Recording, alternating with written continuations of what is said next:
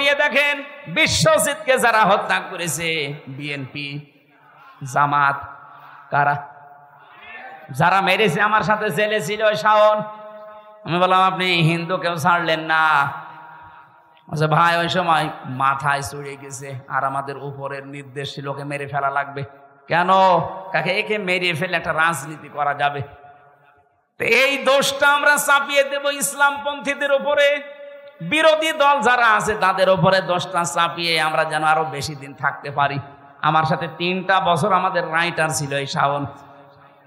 ওই হিন্দু বিশ্বজিৎ বারবার ওকে বলেছিল যে ভাই আমি মুসলমান না, কিসের শিবির, আমি তো মুসলমানই না।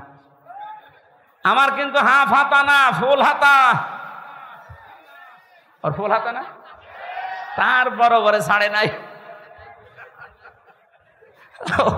ওই এত করে বলছিল যে ভাই আমি মুসলমান না, আমার হাফ হাতা। কিসের হাফ হাতা, আমি ফুল হাতা। তারপরও ওরে ছাড়ি নাই।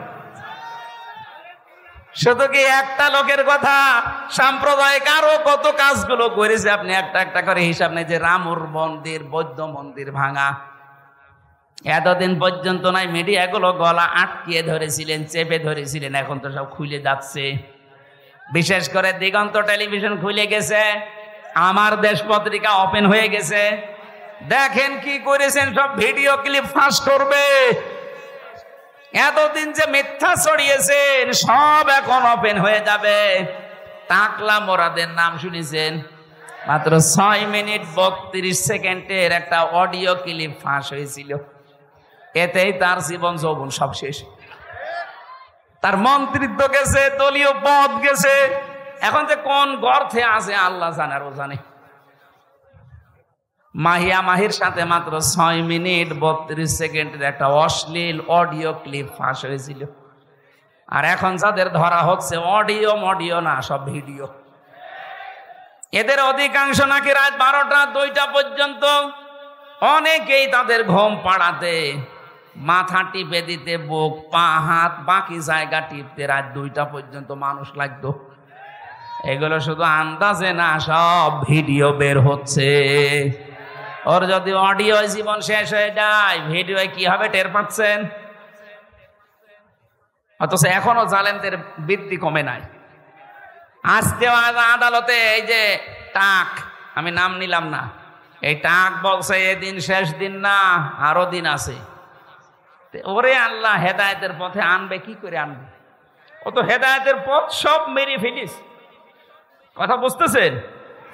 আপনার অনুশোচনা আসা লাগবে তো। আপনি অনুতপ্ত হবেন অন্যায় করার পরে। আদম নবীর স্বভাব এটা, ভুল হয়ে গেলে অনুতপ্ত হওয়া। রব্বানা যালামনা আনফুসানা। আর শয়তানের স্বভাব হচ্ছে ভুল হলে অনুতপ্ত হওয়া না, ও আর্গুমেন্ট পেশ করে। আল্লাহকে বলেছিল ক্বালা আনা খায়রুম মিনহু খালাকতানি মিন নার ওয়া খালাকতাহু মিন তিন। হে আল্লাহ, তুমি আমারে সেজদা দিতে বলো কোন কারণে? আমি ওর চাইতে ভালো, তুমি এটা জানো না? আমি আগুনের তৈরি, ও মাটির তৈরি। আমার কাজ উপরে ওঠা, ওর কাজ নিচে যাওয়া। আমার ভেতরে পাওয়ার আছে আর ওর ভেতরে তো পাওয়ার নেই। শয়তান অহংকার করেছিল ক্ষমতার। কিসের? আরো জোরে বলেন। কিয়ামত পর্যন্ত যারা ক্ষমতার অহংকার করবে, সে যেই হোক, ও আর মানুষ নেই, ও টাটকা শয়তান। শয়তানকে আল্লাহ 2টা জিনিস থেকে বঞ্চিত করে দিয়েছে। 1 নম্বরে কোনোদিন আল্লাহ শয়তানকে মাফ করবে না। 2 নম্বরে কোনোদিন আল্লাহ শয়তানকে জান্নাতে দেবে না। কথা বলে না কেন? প্রশ্ন আসতে পারে, বাংলাদেশে শয়তান থাকে কোথায়? সূরা আরাফ 16 নম্বর আয়াতে আছে, ক্বালা ফাবিমা আগাওয়াইতানি লা আকউদান্না লাহুম ইলা সিরাতাকাল মুস্তাকিম। আল্লাহ পাক বলেন, শয়তান আমাকে চ্যালেঞ্জ দিয়ে বলেছিল, রব্বুল আলামিন, যাদের জন্য আজ আমার সব বরবাদ হয়ে গেল, এদেরকে আমার সাথে আমি জাহান্নামে নেওয়ার জন্য কোন খারাপ রাস্তায় যাব না। লা আকউদান্না লাহুম সিরাতাকাল মুস্তাকিম, ভালো ভালো রাস্তার মোড়ে মোড়ে আমি কিন্তু অবস্থান নেব। শয়তান সিনেমা হলের সামনে যেয়ে দেখবেন রংপুরে পাবেন না, কারণ ও জানে যে এখানে যারা বান্ধবী নিয়ে আসবে শো দেখতে, এগুলো আমার চাইতে বড় শয়তান। শয়তান রাজবাড়ির ওই গলন্দ ঘাটে যায় না, কারণ ও জানে যে এখানে যারা আসে এ আমার চাইতে খারাপ। শয়তান যায় কোথায়? এই দেওতে, পীরগাছা, রংপুরে কোরআনের আলোচনা হবে। শয়তান মানুষের সুরত নিয়ে হোক আর শয়তান নিজেই হোক, ও বসে আছে বিভিন্ন জায়গায়, মানুষকে ধোঁকা দিয়ে বোকা বানিয়ে বলবে এখানে কি, এখানে রাজনীতি হবে, চলো যাই। অর্ধ উলঙ্গ উলঙ্গ ড্যান্স হচ্ছে, ওইটা দেখি চোখের মজা নাও। এই কথা বলছেন এখানে? এরকম শয়তান নেই? আছে, হয়তো আপনি দেখতে পাচ্ছেন না তাই। শয়তানের শেষ কথা ছিল সুম্মালাতিয়ান্নাহুম মিন বাইনি আইদিহিম ওয়া মিন খালফিহিম ওয়া আন আইমানিহিম ওয়া আন শামাইলিহিম ওয়া লা তাজিদু আকসারাহুম শাকিরিন। আমি ওপর থেকে, নিচ থেকে, ডান থেকে, বাম থেকে, চারিদিক থেকে আমি আক্রমণ চালাবো তাদেরকে। হে আল্লাহ, তুমি অধিকাংশ মানুষকে তোমার শুকর গোজারি বান্দা হিসাবে পাবে না। আমার মনে হয় শয়তানের এই চ্যালেঞ্জ সে এখন সফল। সে আজ আমাদের উপর থেকে, নিচ থেকে, ডান বাম থেকে যে কোনো কায়দায়, প্ররোচনা দিয়ে, প্রমন্ত্রণা দিয়ে, ওয়াসওয়াসা দিয়ে, যেভাবেই হোক তার নিজের দলের দিকে আমাদেরকে টেনে নিচ্ছে। শয়তানের যা কাজ, ওইটা যদি কেউ করে মনে করবেন ওইটাই শয়তান। শয়তানের এক নাম্বার কাজ হচ্ছে ও মানুষকে সরল পথ থেকে দূরে সরানোর জন্য ভালো ভালো রাস্তায় থাকে। 2 নাম্বারে শয়তানের কাজ হচ্ছে অপচয় করা। কি করা? বলেন বলেন। ইন্নাল মুবাদ্দিরিনা কানু ইখওয়ানাশ শায়াতিন ওয়া কানাশ শাইতানু লিরাব্বিহি কাফুরা। অবশ্যই শয়তান, যারা অপচয় করে এরা শয়তানের ভাই হয়ে যায়। কোরআন শরীফের ভেতরে আমি এমন কোন আয়াত পাইনি যেই কাজ করলে মানুষ শয়তানের ভাই হয়। শুধু একটা কাজে, আপনি নামাজ পড়েন না শয়তানের ভাই, এ কথা কোরআনে নেই। রোজা রাখেন না শয়তানের ভাই, আমি পাইনি, কিন্তু এইটা পেয়েছি, যারা অপচয় করে এরা শয়তানের। আরো জোরে বলেন। অথচ এই দেশে অপচয়ের কোনো অভাব আছে? একটা ব্রিজ বানাতে বাজেট হয়, আজকেই দেখলাম ট্রেনে, মেট্রো রেলের না কোন রেলের যেন একটা ব্রিজ মনে করেন বানাতে লাগবে 5 কোটি টাকা। 5 কোটি টাকা বাজেট হবার পরে 3বার আবার বাড়াতেই থাকে। বাকি বাড়াতে বাড়াতে বানিয়েছে 15 কোটি, 5 কোটির জায়গায়। ও 5 কোটি টাকা দিয়ে ব্রিজ হয়ে যেত। প্রথমে যে হিসাব দিয়েছিল হয়ে যাওয়ার কথা, বাকি যে টাকাগুলো নিয়েছেন এগুলো হয় আত্মসাৎ করেছেন, নয় অপচয় করেছেন। প্রত্যেকটা জায়গায় অবস্থায় একই। আমার দাদা তো চেয়ারম্যান ছিল অনেক দিন, আমার চাচাও ছিল অনেক দিন। আমি শুনেছি এদেশে রাস্তার জন্য যে বাজেট আছে, যদি উপরওয়ালা খেয়ে না ফেলে, যত টাকা বাজেট হয় এই রাস্তার টাকাগুলো যদি সত্যি রাস্তায় কাজে লাগানো যায়, 1 ইঞ্চি রাস্তা বাংলাদেশে কাঁচা থাকার কথা না। এত টাকা রাস্তায় বাজেট হয়। কিন্তু উপরওয়ালা থেকে আসতে আসতে চেয়ারম্যান আর মেম্বার পর্যন্ত যদি 5 কোটি আসার কথা আসে 50 লাখ, 4.5 কোটি টাকা আল্লাহর ওলিরা খেয়ে ফেলিস। তো রাস্তা টিকবে কি করে? 10 বছরের টার্গেট দেয়, 1.5 বছরের রাস্তা ডেলিভারি রোড হয়ে যায়। কথা বলেন ঠিক কিনা? তাহলে অপচয় যারা করে শয়তান আর দেখা লাগবে না, এটাই শয়তানের ভাই। 3 নাম্বার শয়তানের কাজ হচ্ছে শয়তান যৌনতা ছড়াতে ভালোবাসে। কি? ও লজ্জায় স্থান মানুষকে দেখাতে ভালোবাসে, দেখতে ভালোবাসে।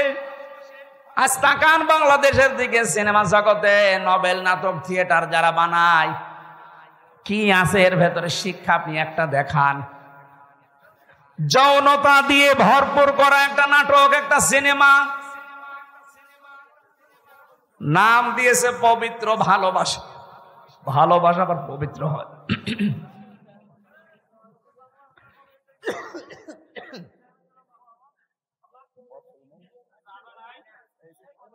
বোতল দেখি।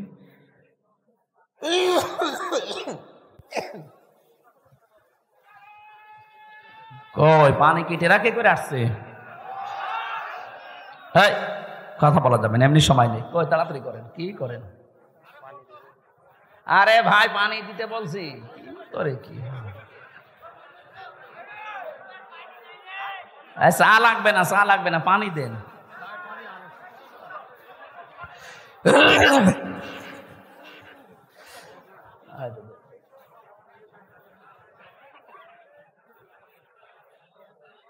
এটা থাক এখানে। সুবহানাল্লাহ আলহামদুলিল্লাহ লা ইলাহা ইল্লাল্লাহ সুবহানাল্লাহ আলহামদুলিল্লাহ।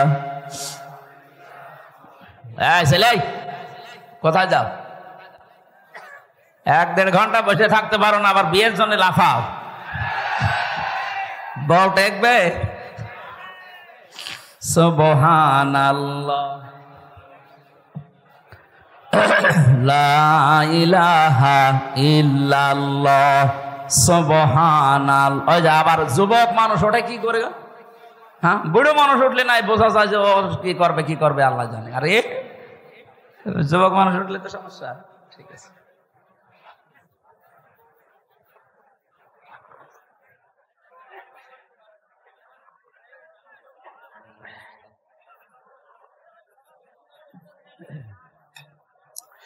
সুবহানাল্লাহ আলহামদুলিল্লাহ লা ইলাহা ইল্লাল্লাহ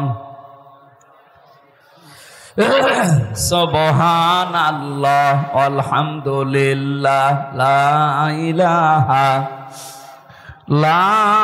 ইলাহা ইল্লাল্লাহ মুহাম্মাদুর রাসূলুল্লাহ।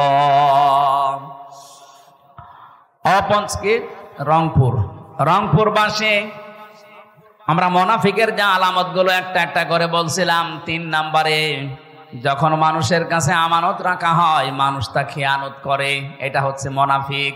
আর এদের স্থান আল্লাহ দেবে জাহান্নামের উপরে না নিচে? যেহেতু বাংলাদেশে আমরা মুসলমান বেশি, মুনাফিক থাকার সম্ভাবনা বেশি। আমার ভেতরে আবার মুনাফিকের জার এসে গেল না তো? এই হিসাবে আমাদের সতর্ক থাকা দরকার। দাড়ি গোপ মোষ, এই যে আজকের সভাপতি যিনি, উনি যদি এখন দাড়ি কাটতে যায়, মোষ কাটতে যায়, সেলুনওয়ালাকে বলবে ভাই এই যে ব্লেড, এটা দিয়ে আপনি কয়জনকে সেভ করেছেন বলেন। যদি বলে এর আগে আরো 4-5 জনকে করা আছে, উনি যদি সচেতন মানুষ হয় 100 বার বলবে আগে ব্লেড পাল্টান। এর আগে যাদেরকে সেভ করেছেন, ওর যদি কোনো জায়গায় কেটে যায়, ওর ওই রক্তের ভেতরে কি আছে সে বানো আমি জানি না, ওইটা যদি আমার ভেতরে লাগে ওইটা আমার ভেতরে আসতে পারে। দাড়ি সেভ করতে গিয়ে, গোপ কাটতে গিয়ে এত সচেতন মানুষটা, অথচ মুনাফিকের যে জার্ব গুলো আমি কথা বললাম এতক্ষণ, এটা আবার আমার ভেতরে এসে গেল কিনা একটা বারের জন্য আমাদের অনুভূতি নেই, চিন্তাও নেই। পাগলও তো চিন্তা করবে। এই জন্য মুনাফিকের যে কথা বলছিলাম, আব্দুল্লাহ বিন উবাইয়ের অনুসরণ করা রাসূলকে হয়েছিল ঠিক, কিন্তু পূর্ণাঙ্গ না আংশিক। আমরা আবার যেন রাসূলের অনুসরণ আংশিক না হয়, যেন পূর্ণাঙ্গ হয়।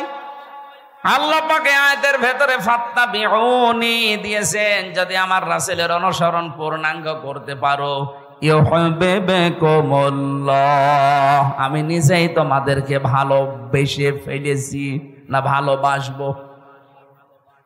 এখানে আলেম নেই। ইউহিব মজারে, বর্তমান ভবিষ্যৎ, প্রেজেন্ট ফিউচার। কেউ যদি রাসূলের অনুসরণ পূর্ণাঙ্গ ভাবে করবে বলে সিদ্ধান্ত নিয়ে চলতে থাকে, যখন পূর্ণাঙ্গ অনুসরণ করা আরম্ভ করব এই কথা বলে পথ চলবে, তখন আল্লাহ ওকে ভালোবাসা আরম্ভ করবে। তার মানে যার আংশিক অনুসরণ হচ্ছে এখনো সে আল্লাহর ভালোবাসা বলেন না কেন? কারণ এখানে পাস্ট দেয়নি, অতীতের শব্দ নেই, এটা মাঝি দেওয়া নেই, এটা মোজারে। ইউহিব্বুকুমুল্লাহ, যখন থেকে আপনার অনুসরণ মাথা থেকে পা পর্যন্ত, রান্নাঘর থেকে আন্তর্জাতিক জীবন পর্যন্ত পুরাটা দেখবেন যে হ্যাঁ আমার রাসূলের অনুসরণ হচ্ছে, আর আমি এখন থেকে সিদ্ধান্ত নিয়ে নেমে পড়লাম তখন আপনি বিশ্বাস করতে পারেন যে আমাকে আল্লাহ কেবল ভালোবাসা শুরু করলো। কথা বোঝা গেছে না? তাহলে যারা এতদিন আংশিক অনুসরণ করেছেন তাদেরকে আল্লাহ এখনো ভালোবাসেনি। যেই পীর বাংলাদেশে এই কথা বলে যে আমি রাজনীতি করি না, আরে ভাই আপনাকে তো মানুষের বানানো রাজনীতি করতে বলছি না, আপনাকে বলছি আমি রসুলের রাজনীতি করতে। তাহলে যারা বলে যে আমরা ওসব ঝামেলাই নেই, আমরা খালি দরবার নিয়ে আসি, আল্লাহর কসম ওকে আল্লাহ এখনো ভালোবাসা আরম্ভ। বলেন এর চাইতে আর কি ব্যাখ্যা দেওয়া যায়? বলেন। এই আয়াত অনুযায়ী বাংলাদেশে বহু মানুষ আমরা এখন আল্লাহর পূর্ণাঙ্গ ভালোবাসা এখনো শুরুই করেনি। আল্লাহ জান্নাত দেওয়া মাফ করা তো অনেক দূরের কথা। আয়াতের পরে আরো দুইটা শব্দ আছে। আল্লাহ পাক বলেন আমি যদি কাউকে ভালোবাসা আরম্ভ করি দুইটা লাভ তার আছে। ওয়াগফির লাকুম যুনুবাকুম। ইয়াগফির এটা মোজারে, বর্তমান ভবিষ্যৎ, প্রেজেন্ট ফিউচার। জামবন না যুনুব বহু বছর। আল্লাহ পাক বলেন ওই মুহূর্তে ওর জীবনের যত অপরাধ ছিল সব আমি আল্লাহ মাফ করে দেব। না দিয়েছি? বলেন বলেন। তাকে মাফ করে দেব, এখন দেব বা দিয়ে সামনেও দেব, এখন দিচ্ছে। তাহলে আমরা যদি আল্লাহর ক্ষমা পেতে চাই এই মুহূর্ত থেকে চোখ কান বন্ধ করে রাসূলুল্লাহর অনুসরণ পূর্ণাঙ্গ না আংশিক? আরো জোরে। যদি সত্যি আপনি সিদ্ধান্ত আজকে এখান থেকে নিয়ে বাড়ি যেতে পারেন, আল্লাহ বলেন যুনুবাকুম, একটা অপরাধ থাকবে না, সব মাফ হয়ে যাবে। কিন্তু একটা ঝামেলা এখানে আছে। এই যে ইয়াগফির লাকুম যুনুবাকুম, এই শব্দটা দেওয়ার তাফসিরে আমি দেখেছি আল্লাহ শুধু মাফ করে দেবেন যত অপরাধ আপনি আল্লাহর সাথে করেছেন, হকউল্লাহ যেটা। কিন্তু হকুল ইবাদ যেটা বান্দার সাথে সম্পৃক্ত, ওইটা যতক্ষণ বান্দা মাফ না করবে ওইটা মাফ হবে না। আপনি রাসূলের অনুসরণ করেন আর আরশের অনুসরণ করেন, যারই অনুসরণ পূর্ণাঙ্গ করেন আর আংশিক করেন, জীবনের অপরাধ সব মাফ হয়ে যাবে। শুধু আল্লাহর সাথে সম্পর্কিত। আমি নামাজ পড়েননি, আল্লাহ মাফ করে দেবে। রোজা রাখেননি, মাফ করে দেবে। হজ ফরজ ছিল, করেননি, মাফ করে দেবে। দান সাদগার সমর্থ ছিল, করেননি, মাফ করে দেবে। কিন্তু আমির হামজাকে বিনা কারণে একটা থাপ্পড় দিয়েছেন, এইটা আল্লাহ মাফ করবে না, কারণ এটার সাথে আল্লাহর সম্পর্ক না, এটার সাথে সম্পর্ক হামজার। আমাকে যারা 3টা বছর জেল খাটালেন বিনা কারণে, আপনি নিজেই রিমান্ডে বলতেন আপনার দোষ নেই, আমরা জানি দোষ নেই, জানি বলার পরও আপনি আমাকে টাঙিয়ে রাখলেন কোন কারণে? বলেন। এইটা তো আমি জীবনও মাফ করব না। মাফ করতে পারি আমাকে যে ক্ষতির সম্মুখীন করেছেন ওই ক্ষতিপূরণ দেন। 3 বছরে আমার বাবার কাছ থেকে 30 থেকে 32 লাখ টাকা নিয়েছেন, আগে এই টাকা ফেরত দেন। 2 নম্বরে আমারে ফাঁসির কন্ডেম সেলে 3 বছর রেখে দিয়েছিলেন। আমার মামলার সাথে যারা জড়িত, এই মামলার আয়ু থেকে শুরু করে একেবারে উপরের নির্দেশ, যত মানুষের সাথে টপ টু বটন জড়িত প্রত্যেকেই আমি চাই তারা ফাঁসির কন্ডেম সেলে 3 বছর থাক। আমার মতো আয়না ঘরে 10 দিন থাক, এরপরে মাফ করে দেব। তাহলে এখানে আমরা রাসূলের অনুসরণের মাধ্যমে মাফ পাবো তারা যারা আল্লাহর সাথে সম্পর্কিত। কিন্তু বান্দার সাথে যদি কেউ সম্পর্কিত কোনো অন্যায় করে থাকেন, আপনার কারণে ইদ্রিস আলীর মতো মাওলানা কথা বলতে পারে নাই মসজিদে, এরকম ইমাম দেশে ছিল না? আপনার কারণে ব্যবসাও করতে পারে নাই, আপনার কারণে বিনা কারণের ব্যবসা বাণিজ্য সব মাঠে মারা গেছে। আপনি চাঁদাবাজির মাধ্যমে টাকাগুলো নিজের মনে করে নিয়েছেন। আমারে ধরার পরে আমারে বলছে আপনার বাবাকে খবর দেন যেন 10 লাখ টাকা দিয়ে যায়, নাই তো কালকে 50টা মামলা দেব। আমার বাবা 8 লাখ দিয়েছিল সঙ্গে সঙ্গে, আবার বলছে সেই 2 লাখ কই, মনে হচ্ছে টাকা পাই, সেই টাকা পাচ্ছে। এত বড় শয়তান! আরে আমার বাবা তো তার কথা রেখেছে, 8 লাখ 10 লাখের জায়গায় 8 লাখ দিয়েছে।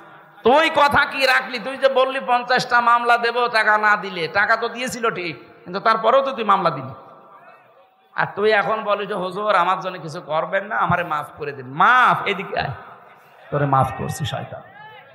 কিসের মাফ? আমার মামলার আয়ুর সাথে থেকে শুরু করে যারা একেবারে উপর পর্যন্ত একটারও মাফ নেই। আগে টাকা ফেরত দেবেন, ক্ষতিপূরণ দেবেন, আর আমার মতো 3 বছর জেলে থাকবেন। তারপরে আপনার যুনুবাকুম সব মাফ হয়ে যাবে। তাছাড়া আমি হাজী সাহেব হয়ে বসে আছি, কাবা শরীফের গিলাফ ধরে কাঁদলেও মাফ হবে না। আমি আশা করি কথা বোঝাতে পেরেছি। এরপরেও যদি কেউ না বোঝার ভান করে থাকেন, এদিকে আসেন, রংপুরের মানুষ ঝাড়ি কোদাল দিয়ে বুঝাচ্ছে। আপনারে আর বুখারী শরীফ কোরআন শরীফ দিয়ে হবে না, বাকারি শরীফ লাগবে। আমার আজকের আলোচনার বিষয়, আমি দিনের বেলা এখানে কোন জায়গায় যেন আজকে এসেছিলাম সকালে, তাম্বলপুর, ওখানে বলেছিলাম যে তহমত সময় পাইনি, এই জন্য শেষ করতে পারিনি। আজকের ওই আয়াত থেকে বাকি কথাগুলো আমরা কমপ্লিট করতে চাই। এই যে উঠে চলে যাচ্ছে কে, ওইটা বাদাম বিক্রি করছে, ঠিক আছে পড়েন। আউযু বিল্লাহি মিনাশ শাইতানির রাজিম।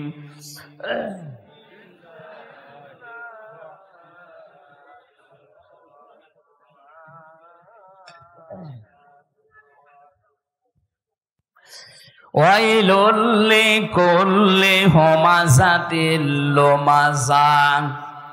শব্দের দিকে খেয়াল করে করে শুনবেন, কোরআনের প্রত্যেকটা শব্দ হেদায়েতমূলক। আল্লাহ বলেন ওয়াইলুন, দুর্ভোগ, সর্বনাশ, ধ্বংস হয়ে যাক, লিকুল্লি, প্রত্যেক ব্যক্তি। কথাটা বলছে কে? এখানে আমরা যারা এক একজন ব্যক্তি আছি, কথা শোনার পরে তো গা শিউড়ি ওঠার কথা, পশম খাড়া হয়ে যাওয়ার কথা। এটা হামজার কথা না, এটা সভাপতির কথা না, ইদ্রিস ভাইয়ের কথা না, কথা কার? আল্লাহ বলেন প্রত্যেক ব্যক্তির জন্য দুর্ভোগ, প্রত্যেকটা ব্যক্তির জন্য আফসোস। ওয়াইলুন মানে আফসোস হতে পারে, আফসোস করছে সরাসরি কে? দুর্ভোগ, আক্ষেপ, এরপরে সর্বনাশ, ধ্বংস প্রত্যেকটি মানুষের জন্য। আমার মনে হয় আয়াতটা যখন নাজিল হয়েছিল, আমি তাফসিরে পড়েছি, যখনই নবীজি এতটুকু বলেছিলেন ওয়াইলুল লিকুল্লি, সঙ্গে সঙ্গে যারা সামনে ছিল তারা অ্যাক্টিভ হয়ে গেছে। প্রতিটি মানুষকে আল্লাহ উদ্দেশ্য করছে, না জানি আমিও আছি কিনা। আল্লাহ পাক এবার দ্বিতীয় শব্দে বলেন হুমাযাতিল লুমাযা, যারা সামনে পেছনে মানুষের গীবত করে, পরনিন্দা করে, পরচর্চা করে, এই মানুষগুলোর জন্য দুর্ভোগ, এরা ধ্বংস হয়ে যাবে, এদের জন্য সর্বনাশ। অথচ এই গোনাটা বাংলাদেশে সবচাইতে বেশি। আপনি দেখেন, যে যেখানে আছে ওই জায়গা থেকে আমরা গীবতকে ঘি ভাতের মতো মনে করি। ঘি ভাত যেমন খেতে ভালো লাগে, গীবত করতে মনে হয় তার চাইতে বেশি ভালো লাগে। কথা বলেন না কেন? কবরে নবীজি দুইজনের আযাব দেখেছিলেন। জিবরাইল এসে বলে এখানে আযাব হচ্ছে। নবীজি বলেন এই দুইজনের আযাব খুব বড় পাপের কারণে না, একজন প্রসাব করে পবিত্র হতো না এই ছিটা ফোঁটা থেকে, আর দুই নম্বরের ব্যক্তি হচ্ছে মানুষের দোষ চর্চা করতো, গীবত করতো। বারবার কোরআনে কারিমে এই কথাগুলো আল্লাহ আমাদেরকে শোনাচ্ছেন, আমরা যেন এই বড় অপরাধ থেকে বেঁচে থাকি। কেউ যদি গীবত আরম্ভ করে দুনিয়াতে, ও নামাজ পড়তে পারে, রোজা রাখতে পারে, কিন্তু ওর অন্তর মরে যায়। কি হয়? অন্তর মারা যায়। মরা অন্তর জান্নাতে আল্লাহ দেবে না, জিন্দা অন্তর লাগবে।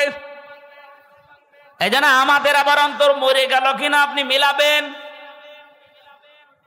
হুমাযাতিল লুমাযা, হুমাযা বলা হয় মানুষের হাত আর মুখের দ্বারা, হাত আর চোখের দ্বারা যে অপরাধ হয় এটা হুমাযা বলে।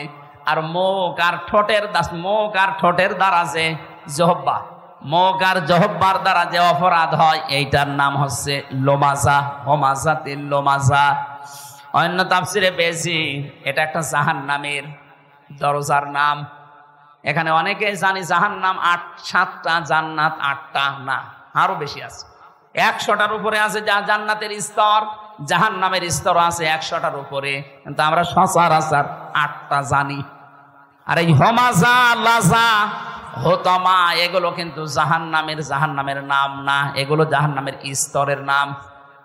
এক একটা দরজার সামনে লেখা থাকবে লাযা, সাঈর, সাকার, জাহান্নাম, জাহিম, হোতামা, হাবিয়া, এগুলো লেখা থাকবে জাহান্নামের দরজার সামনে।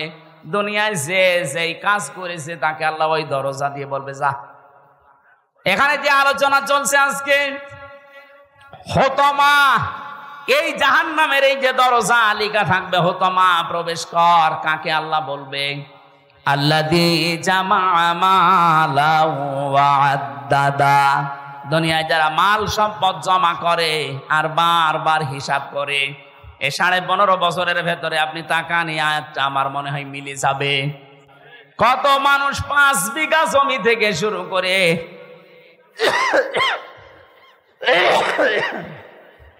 700 বিঘা পর্যন্ত জমি বানিয়েছে 5 বছরে। আমি পটুয়াখালী একজনের নাম জানি, মারা গেছে লোকটা, এই জন্য বললাম না। ও নির্বাচনের আগে মাত্র 5 বিঘা জমির মালিক ছিল। 2 বারের এমপি লোকটা 700 কত বিঘা জমির মালিক। আপনার জমি লাগে কত? একটা মানুষের চলতে জমি লাগে কত বলেন তো? একজনেই যদি 750 বিঘা জমির মালিক হয়, বাকিও জেলায় আর মানুষ নেই। মাল সম্পদ যারা জমা করেছিলেন আর বারবার গণনা করেছিলেন, কি হয়েছে বলেন তো? কোরআনে কারীম জানিয়েছে, কাল্লা ইন্নাহা লাযা, তোরে আমি লাজায় দেব। নাযাতাল লিশাওয়া তাদউ মান আদবারা ওয়া তাওয়াল্লা ওয়া জামাআ ফাআওয়া। লাজার ভেতরে যারা প্রবেশ করানো হবে, সঙ্গে সঙ্গে চামড়া খসে যাবে। কি খসবে? আমি আলু ছড়ানো দেখেছি জেলখানায়। আলু ছড়ায় কি করে? এটা হাত দিয়ে এভাবে না, মেশিনের ভেতরে ধরলে আলু ছিলে যায়। একটু মেশিনের সামনে ধরবেন, আলু পোড়া পরিষ্কার করে চামড়া ছিলে দেখাবে, পোড়াটা পাল্টিয়ে গেছে। আমি ওই জায়গা থেকে দেখেছি জাহান্নামের আয়াতটা, নাযাতাল লিশাওয়া। লাজায় আল্লাহ মানুষকে দেওয়ার সঙ্গে সঙ্গে তার চামড়াটা আল্লাহ আগে খুলে দেবে। এই জাহান্নামে লাজা কাদেরকে ডাকবে জানেন? তাদউ মান আদবারা ওয়া তাওয়াল্লা। তাদেরকে ডাকবে যেই মানুষগুলো দুনিয়াতে সত্য আহ্বান জানার পরও মুখ ফিরিয়েছিল। আর এই রোগটা এই দেশে বেশি, কারণ এই দেশের মতো কোরআন দিয়ে ডাক দেওয়া পৃথিবীর কোনো দেশে নেই। এত মাহফিল, এত তাফসীর, এত ওয়াজ, এত খানকা, এত ইসলাহী অনুষ্ঠানগুলো হচ্ছে, মানুষকে তো ডাক দেওয়া হয় সত্যের দিকে। আমার বাবার দিকে তো আমি ডাকছি না। কথা বলেন না কেন? আমার কোনো লাভ আছে আমার বাবার দিকে ডেকে? আমি তো ডাক দিয়েছি কোরআনের দিকে। যারা জমা করছেন মাল সম্পদ আর পঞ্জীবিত, এগুলো খালি হিসাব হিসাব হিসাব করে রাখেন, আপনাকে কিন্তু হতমায় যাওয়া লাগবে। আল্লাযী জামাআ মালা ওয়া আদ্দাদা। মালের ব্যাখ্যা আমি ওই দিনের বেলায় 19টা পেয়েছিলাম। এবার একটু মালের ব্যাখ্যাটা করি। পৃথিবীতে মাল বলতে প্রথমে নেককার স্ত্রীদেরকে নবীজি বুঝিয়েছেন। দ্বিতীয় নম্বরে মাল বলতে এই পৃথিবীর ময়দানে ক্ষমতাকে বুঝিয়েছেন। এই যে চেয়ার, এগুলো মালের অন্তর্ভুক্ত। যারা চেয়ারে বসে বারবার হিসাব করে কতদিন কতদিন কতদিন, শেষ পর্যন্ত টার্গেট দিয়ে দেয় 41 সাল। এটা চেয়ারে বসে না, চেয়ার থেকে নেমে বসে টার্গেট দিয়েছিল। এই মালা ওয়া আদ্দাদা, আদাদ মানে গণনা করা, খালি হিসাব করতে থাকে কতদিন কতদিন। আপনার 1 সেকেন্ডেরও গ্যারান্টি নেই। আপনি 41 সাল টার্গেট দিলেন কি করে? আজরাইলের সাথে চুক্তি করা আছে আপনার। কথা বলে না কেন? হ্যাঁ, একজনের চুক্তি করা ছিল। কয়জনের? একজন মানুষের চুক্তি এই পৃথিবীতে করা ছিল। তার কাছে ওই সময়ের আগে আজরাইল আসে নাই। একবার এসে গিয়েছিল, সে বলেছিল না, আপনার ভুল হচ্ছে। তিনি বলেছিলেন যে না, আমি আমার বাবার কাছ থেকে হায়াত পেয়েছি আমি 940 বছর, আর আমার হায়াত ছিল 60 বছর, সব মিলে 1000 বছর। আপনি কেন আন্দাজে আমার কাছে আসলেন? আমি এখন যাব না। আল্লাহ পাক বলেছিলেন, আজরাইল ফিরে আসো, ওর বাবার কাছ থেকে আমি ওরে হায়াত দিয়েছিলাম, ওই হায়াতটা কমপ্লিট না হলে ও দুনিয়া ছাড়বে না। তাহলে একজনের নাই গ্যারান্টি ছিল, আপনার আমার তো কোনো গ্যারান্টি। আরো জোরে বলেন।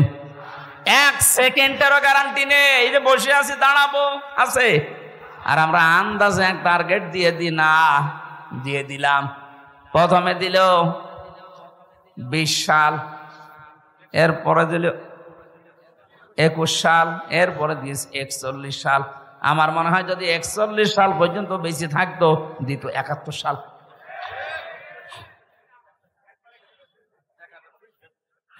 না, এগুলো আপনি হাসির ছলে নিবেন না। মাল সম্পদের ভেতরে প্রথম নাম্বারে নেককার মহিলাকে মাল বলা হয়, উত্তম মাল এটা। 2 নম্বরে ক্ষমতার চেয়ারকে মাল বলা হয়। 3 নম্বরে অর্থ কড়িকে মাল বলা হয়। 4 নম্বরে যুদ্ধের অস্ত্র শস্ত্রকে মাল বলা হয়। আমি এরকম 19টা পড়েছি তাফসিরের ভেতরে। যারা এগুলো পায় দুনিয়ায় আর জমা করে আর মনে করে এগুলো আমার কাছে স্থায়ীভাবে থাকবে, ইয়াহসাবু আন্না মালাহু আখলাদা, ও মনে করে আমার এই সম্পদ, আমার এই ক্ষমতা, আমার এই প্রভাব প্রতিপত্তি, আমার এই জমি জায়গা, আমার এই অস্ত্র শস্ত্র আমাকে চিরস্থায়ী করে রাখবে। আখলাদা। যারা এই ধারণা করেছিল তাদেরকে চিরস্থায়ী করে কোনো সম্পদ রাখে নাই। আবুল হাবের কথা আল্লাহ কোরআনে দিয়েছেন, তাব্বাত ইয়াদা আবি লাহাবি ওয়া তাব্বা মা আগনা আনহু মালুহু ওয়া মা কাসাব। ধ্বংস হয়ে যাক আবু লাহাব, তার 2 হাত সহ, এবং সে নিজেও, এবং সে ধ্বংস হয়েছে। ওয়া তাব্বা মা আগনা আনহু মালুহু ওয়া মা কাসাব। তার যে অর্থ সম্পদ টাকা পয়সা যা সে উপার্জন করেছিল একটাও কাজে আসে নাই। যারা মনে মনে করেন ক্ষমতা আমাকে চিরস্থায়ী করে রাখবে, চিরস্মরণীয় করে রাখবে, আমি মারা যাওয়ার 500 বছর পরও আমার আলোচনা হবে না, আল্লাহ বলেন ওই সম্পদ তোকে চিরস্থায়ী করবে। এটা ভুল ধারণা। কাল্লা, কি বলছেন? কাল্লা, কাল্লা মানে কল্লা। কাল্লা, কখনোই না। লায়ুম বাদান্না ফিল হুতামা, তোকে আমি হুতামায় দেব। কোন জায়গায়? হুতামা কি? নারুল্লাহিল মুকাদা, এটা আল্লাহর জ্বালানো আগুন। প্রশ্ন আসতে পারে জাহান্নামের অন্যান্য আগুনগুলো আল্লাহ জ্বালায়নি, জ্বালিয়েছে, কিন্তু এটা বেশি জাল দেওয়া। নারুল্লাহিল মুকাদা আল্লাতী তাত্তালিউ আলাল আফইদা। অন্য জাহান্নামে গেলে আগে কলিজা পড়বে, কথা আমি পাইনি, কিন্তু হুতামায় গাওয়ার সঙ্গে সঙ্গে আগে মানুষের কলিজা পুড়ে শেষ হয়ে যাবে। আল্লাহ যেন প্রশ্নবাচক চিহ্ন দিয়েছেন, আমা আদরাকা মাল হুতামা। নবী আপনি জানেন এই হুতামা কি? এই হুতামার পরিচয় এটা আল্লাহ নিজে যেহেতু চালিয়েছে, এখানে কেউ পড়লে আগে কলিজা পড়বে। পৃথিবীর আগুনের সিস্টেম হচ্ছে যেখানে লাগে ওই জায়গা পুড়ে যায়। আপনি হাত দেবেন, এভাবে হাত পুড়ে যাবে, কলিজা পুড়বে না? পুড়বে। কিন্তু জাহান্নামে হুতামা যেটা, আল্লাহ যে আগুন জ্বালিয়েছে, এই আগুনে যেখানেই লাগবে আগে কলিজা পুড়বে। ইন্নাহা আলাইহিম মুসাদা ফি আমাদিম মুমাদ্দাদা, এটা একেবারে বেষ্টন করে রাখবে আপনাকে লম্বা লম্বা আগুনের খুঁটির সাথে। আল্লাহ পাক এই জাহান্নামে হুতামার আসামিদেরকে বেঁধে রাখবে। বলেন নাউজুবিল্লাহ। এই যে ভয়ঙ্কর কথাগুলো আল্লাহ আমাদের শোনালেন, এই জাহান্নাম থেকে বাঁচার জন্য যেই কাজগুলো দুনিয়াতে এখন আঞ্জাম দেওয়া লাগবে, প্রথম নাম্বারে কারো পেছনে লাগা যাবে না, যেটা আমরা সবচাইতে বেশি করছি। ছোট্ট একটা হায়াত, 50, 60, 70 বছরের, এরপরে তো আপনি এই হায়াত আর পাবেন না। নিজেকে নিয়েই তো ব্যস্ত থেকে শেষ হয়ে যায়। মানুষের পেছনে লাগেন কি করে? কথা বলে না কেন? আজ ফেসবুকটাই দেখেন, এ ওর পেছনে, ও ওর পেছনে সময় দিচ্ছে, অথচ নিজের কোনো চিন্তা নেই। নিজের চরিত্র যে কত খারাপ, শয়তান পর্যন্ত চরিত্র দেখলে হাসে, আরো অন্যের পেছনে লেগে সময় নষ্ট করছে। হাম্মাজিম মাশাইম বিনামিম। আল্লাহ পাক বলেন যে মানুষটা নিজের দোষ নিজে দেখে না, অন্যের দোষগুলো অনুসন্ধান করে আর মানুষকে এই প্রতিপন্ন করার জন্য শুধু দোষ খুঁজে বেড়ায়, এই মানুষটা হচ্ছে জাহান্নামে হুতামার আসামি। বাংলাদেশে যত মানুষ জাহান্নামে আমরা যাব, সবচেয়ে বেশি আমার মনে হয় যাওয়া লাগবে হুতামায়। কথা বলেন না কেন?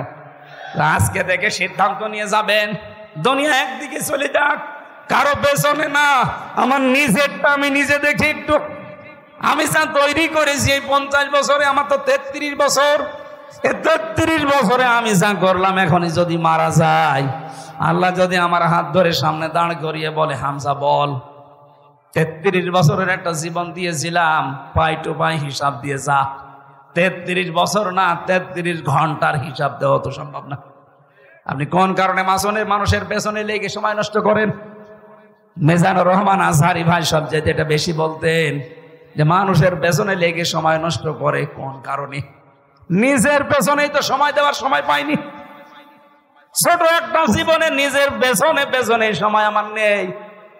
আমার বিশাল কাজ পড়ে আছে, আমি পেছনে তাকাবো, মানুষের পেছনে লাগবো কোন কারণে? এজন্য আমাদের আজকে সিদ্ধান্ত নিয়ে বাড়ি যাওয়া লাগবে। এই গীবত, এটা ঘি ভাতের মতো, এটা মেয়েদের ভেতরে সবচাইতে বেশি। কোন এলাকায় যদি গীবতের মতো এই গুনাহ চালু হয়, নবীজি জানিয়েছেন ওই এলাকার মানুষের দোয়া কবুল বন্ধ হয়ে যায়। আপনি খেয়াল করেছেন? এখানেও যদি কেউ গীবতকারী মানুষ থাকেন, এর কথা ওর কাছে লাগানো, ওর কথা ওর কাছে লাগানো, মানুষকে ছোট করার জন্য, হেই প্রতিপন্ন করার জন্য ফেসবুকে কোনো স্ট্যাটাস ছেড়ে দিয়েছেন, তাহলে আপনি থাকাকালীন এই মাহফিল কবুল হবে না। আপনি চলে যান ভাই, যান যান, ওই যে একজন চলে যাচ্ছে, যান তাড়াতাড়ি যান, যান যান চলে যান। মোসানবের জামানায় এক মহিলা এই কাজ করতো, শুধু তালাতালি করতো, এর কথা ওর কাছে লাগাতো, মানুষকে ছোট করার জন্য তার দোষ খুঁজে বেড়াতো। একবার মোসানবীর জামানায় পানি বন্ধ হয়ে গেল, বৃষ্টি। উনি চাটিয়াল ময়দানে উম্মতদেরকে নিয়ে দোয়া করলেন, আল্লাহ বৃষ্টি দাও। আল্লাহ বলেন না, বৃষ্টি হবে না। উনি না ছড় বান্দা বলে বৃষ্টি হবে না মানে এগুলো নাই, আমার উম্মত, আমার মায়া লাগে। তোমার তো বান্দা, তুমি বানিয়েছো, তোমার মায়া লাগে না? আল্লাহ বলেন লাগে, বৃষ্টি দেব না। কেন?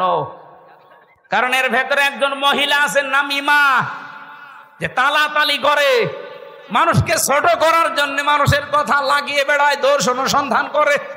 ওই মহিলা যতক্ষণ আছে ততক্ষণ দোয়া কবুল হবে না, তুমি নবী দোয়া করলেও না। হযরত মুসা বলেছিলেন, আল্লাহ তুমি শুধু ওই মহিলার নাম বলো, দেখো কি করি। পরে ঘাড় ধরে বের করে দেবো এই দরবার থেকে। আল্লাহ পাক বলেন, না, আমি নাম ধরা পছন্দ করি না, তবে এক কাজ করো, তুমি মিলে সবাইকে নিয়ে তওবা করো। ওই মহিলাও তওবা করবে, তারপরে দেখা যাক। তিনি আসলেন ময়দানে, বললেন, উম্মতেরা দোয়া কবুল হবে না 100 বার না। এখানে একজন নামিমা আছে, তালাতালি করা মহিলা আছে, কিন্তু কে আছে এটা আমি জানি না, তবে আছে। এখন আমরা দোয়া করব, কিন্তু আগে তওবা করে নেই। যদি ওই রকম কেউ থাকেন আমার সাথে, সেও যেন তওবা করেন, নাই তো চলে যাবেন। হযরত মুসা তওবা 3টা শর্ত দিয়ে তওবা করলেন।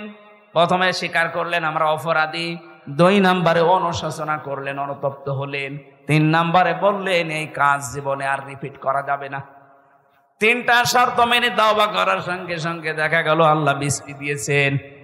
মুসা নবীর মতো মানুষ, শুধু একজন তালাতালি করা মহিলা আছে, এই জন্য দোয়া কবুল হচ্ছে না। আর আমাদের এখানে কত মানুষ এই পাপে পাপি বসে আছি আমরা, আমাদের দোয়া মাঠে মারা যাবে। এই জন্য তালাতালি করার স্বভাব এখনো যার আছে, মানুষকে হেই প্রতিপন্ন করা, ছোট করার অভ্যাস যার, চলে যান ভাই, নাইতে মাহফিল কিন্তু হবে না। 2 দিন কেন, 14 দিন দিলেও এভাবে পড়ে থাকবে। কথা বলছে না কেন? এটাতে কত বড় গুনার কাজ, নিজের মরা ভাইয়ের গোশত খাওয়ার সমান। হযরতে সাবিত রাদিয়াল্লাহু তাআলা আনহু, ওনার আরো বড় নাম আছে, এতটুকু আমার মনে আছে। ওনার কাছে এক লোক এসে কথা বলছিল, হঠাৎ তিনি বললেন, কথা বন্ধ করেন। কেন? আপনার মুখ দিয়ে মানে গোশতের গন্ধ বের হচ্ছে, আমার পচা গোশত। কই, আমি তো আজকে গোশত খাইনি। মানে ডাক দিয়ে বললেন, সত্যি করে বলেন তো, আপনি কি কারো বিরুদ্ধে কোনো কথা কারো কাছে লাগিয়েছেন? মাথা নিচু করলেন। হ্যাঁ, আল্লাহর কোরআন জানিয়েছে, ফাকারিহে তুমু ইন তাজতানিবু ইয়া আইয়ুহাল্লাযীনা আমানু জতানিবু কাসীরাম মিনাজ-যন্নি ইন্না বা'দাজ-যন্নি ইসমুন ওয়া লা তাজাসসাসু ওয়া লা ইয়াগতাব বা'দুকুম বা'দা আয়ুহিব্বু আহাদুকুম আইয়াকুলা লাহমা আখিহি মাইতান ফাকারিহতুম। কোন মানুষ যদি সত্যি গীবত করে, একের কথা অন্যের কাছে লাগায়, যার ভেতরে যে দোষ নেই ওই দোষের কথা বলে বেড়ায়, অথবা বানিয়ে বানিয়ে তার নামে একটা দোষ লাগিয়ে দেয়, ও যেন মরা ভাইয়ের গোশত খায়। অথচ তোমরা সবাই এই কাজটা অপছন্দ করো, তারপরও দুনিয়ায় করো। আমরা যেহেতু এই কাজ অনেকে আসি, আজকে তওবা করে বাড়ি যাব, জীবন চলে যাক, আমি গীবত করব না। কথা বলে না কেন? গীবত থেকে মুক্ত হওয়া যাবে না। গীবত যদি চালিয়ে যান তাহলে আপনার অন্তর কিন্তু মরে যাবে। যতই নামাজ পড়েন, জিকির করেন, আর অন্তর চালু হবে না। জাগ্রত হওয়ার জন্য গীবত এই মুহূর্ত থেকেই বন্ধ। প্রশ্ন আসতে পারে, আমরা যে এতক্ষণ কথা বলেছি অনেকের নামে গীবত না, কয়েক জায়গায় কথা বললে গীবত হয় না। কথাগুলো বুঝতে হবে। যেই সন্তান সমর্থ আছে কিন্তু টাকা পয়সা মা বাবাকে দেয় না, তাদের পেছনে খরচ করে না, তাদের সেবা যত্ন করে না, এরকম সন্তানের নাম ধরে মানুষের কাছে বলা যায় যাচ্ছে। কথা বোঝাতে পারিনি? যেই মানুষটার সামর্থ্য আছে মা বাবার খেদমত করা এবং তাদের পেছনে খরচ করার তার সামর্থ্য আছে, এরপরেও যদি কোনো মানুষ, কোনো সন্তান মা বাবার খোঁজ খবর নেয় না, তাদের পেছনে খরচ করে না, তাদের সাথে ভালো ব্যবহার করে না, তাহলে ওই সন্তানের নাম ধরে জাতিকে সতর্ক করা যায় যে এই লোকটা কেমন, কিন্তু এরকম, এর সাথে কিছু করলে হিসাব নিকাশ করে করবেন। দ্বিতীয় নম্বর, কোন জালেম বাদশাহ, জালেম অভিভাবক, জালেম দায়িত্বশীল, তার জুলুম থেকে জনগণকে সতর্ক করার জন্য তার নাম ধরে কথা বলা যায় জাস্ট এই দুইটা। আমি এই দুইটাকে ব্যাখ্যা করে আরো দুইটা পেয়েছি, অন্তত এই দুইটাই শোনেন। যেই সন্তান তার মা বাবার খোঁজ নেয় না, সামর্থ্য থাকার পরেও তার নাম ধরে জাতিকে সতর্ক করা যায়, কারণ জাতি না বুঝে তার সাথে আত্মীয়তা করতে পারে, লেনদেন করতে পারে, শেষে সেও ধরা খাবে। যে তার মা বাবারই খোঁজ নেয় না, সে আপনার সাথে কি খোঁজ খবর রাখবে? 2 নম্বরে, এই পৃথিবীর ময়দানে যেই মানুষগুলো জালেম অভিভাবক হতে পারে, প্রশাসনে, বিচার ব্যবস্থায়, ক্ষমতায় যারাই আছে, এমনকি মা বাবাও হতে পারে, কোন জালেম সম্পর্কে জাতিকে সতর্ক করার জন্য তার নাম ধরে কথা বলা যায় যাচ্ছে। এই দুইটা বাদ দিয়ে বাকি কোন জায়গায় আপনি গীবত কারো জন্য করতে পারবেন না। আর আমরা এই দুইটা সামনে রেখে কথা বলি, আন্দাজে বলি না। আমি আবার বলছি, আমি সহ যারা এসেছি আর যাই করি, গীবতের এই গুনাহ যেন আমলনামায় না থাকে। আপনি যার গীবত করবেন ওর গুনাহগুলো অটোমেটিক আপনার আমলনামায় চলে আসবে, আর আপনার যা সওয়াব ছিল ওর আমলনামায় চলে যাবে। এরকম পাগল দেশে আছে, মানে আমরাই। আল্লাহ আমাদের হেফাজত করুন, আমিন। বারাকাল্লাহু লানা ওয়া লাকুম ফিল কোরআনিল আযীম। আমার লিখিত বই কারাগারে বসে লিখেছিলাম, 2-3 দিন আগে বের করেছি, ওটা নিয়ে যাবেন যাওয়ার সময়। ব্যাগ যারা নিয়ে গেছেন, এই ব্যাগের ভেতরে আরো টাকা নেবেন। ও ব্যাগ ছাড়েননি? ব্যাগ মনে হয় ছাড়া হয়নি। যারা নিয়ে যাচ্ছে ওনাদের কাছে নিয়ে যাই, মোনাজাত করে যাবেন। আমি মুসাফির অবস্থায় আছি। মহিলা মানুষের মুখে দাড়ি হলে করণীয় কি? চিকিৎসা করাবেন নাই কেটে ফেলবেন? মতিউল ইসলাম ডাবলু লন্ডন প্রবাসী 24 শতক জমি দিয়েছে, 2 লাখ টাকা দিয়েছে। মারহাবা, আল্লাহ যেন কবুল করেন এই গোরস্থানের জন্য। যারা 1 লক্ষ তো সব দিয়ে দিয়েছে, আবার কি লাগবে? এরপরও আপনারা যারা টাকা পয়সা, এই গোরস্থানে আপনাকে শোয়া লাগবে, এখান জন্য যারা নিয়ে এসেছিলেন কমিটির কাছে জমা দিয়ে দেবেন, আর আগামীতে রাত 9টার ভেতরে মাহফিলে আমার তুলে দেবেন। আল্লাহুম্মা আমিন। লা ইলাহা ইল্লা আনতা সুবহানাকা ইন্নী কুনতু মিনাজ জালিমিন। এই মোনাজাতটা করেন, বসেন। আর দোয়া ও মুখল ইবাদতের মগজ হচ্ছে দোয়া করা। বসেন, মোনাজাতটা করেন, তারপরে বাড়ি যান। লা হাওলা ওয়ালা কুওয়াতা ইল্লা বিল্লাহিল আলিয়্যিল আযীম। রব্বুল আলামিন 2 দিন ব্যাপী তাফসীরুল কোরআন মাহফিলে রংপুরের এই ময়দানে কোরআনে কারীম সূরা হুমাযা থেকে কয়েকটা কথা বলেছি। 15টা অসুখের কারণে মানুষের অন্তর মরে যায়, তার ভেতরে একটা হচ্ছে গীবত। আল্লাহ গীবত থেকে বেঁচে থাকার তৌফিক আমাদেরকে দান করো। মা বোনদের ভেতরে রোগটা বেশি। আল্লাহ মেয়েদেরকে তুমি নিজে হাতে বাঁচাও, তাদের জীবনে যেন গীবতের মতো এই কই মারাত্মক গোনাটা না থাকে। আলোচনায় যারাই আমরা আঞ্জাম দিয়েছি আজকের এই ময়দানে, এ বিশাল প্যান্ডেল যারা সাজিয়েছে কোরআনের প্রসারে প্রসারে, যে মানুষগুলো চেষ্টা চালিয়েছে, এদেরকে কোরআনের জন্য কবুল করে নাও। কত মানুষ দূর দূরান্ত থেকে এসে বসে আছে আল্লাহ, যার মনের ভেতরে যে জায়েজ কামনা বাসনা আছে পূরণ করে দাও। মাহফিল বাস্তবায়ন করার জন্য যে সেইভাবে এগিয়ে এসেছে, তোমার রহমত ওইদিকে ওইভাবে এগিয়ে দাও। মাহফিলের সভাপতি, প্রধান অতিথি, বিশেষ অতিথি যারা এসেছে, কোরআনের ইজ্জতে তাদের হেদায়েত দিয়ে দাও। আল্লাহ তাআলা আমার কণ্ঠটা তুমি ছেড়ে দাও, কথা বললে আমার কণ্ঠে ব্যথা হয়ে যায়। আল্লাহ তুমি এ রোগ থেকে আমাকে মুক্তি দাও। জালেমদের জেলখানায় থাকার কারণে আমার বহু রোগ শরীরে বাসা বেঁধেছে। ওয়াইদা মারিদতু ফাহুয়া ইয়াশফিন, আমি যখন অসুস্থ হই তুমি তো আমাকে শেফা দান করো। ইব্রাহিম নবীর দোয়া আমরা সবাই মিলে দোয়া করছি, যারা অসুস্থ হয়েছি শেফা দিয়ে দাও।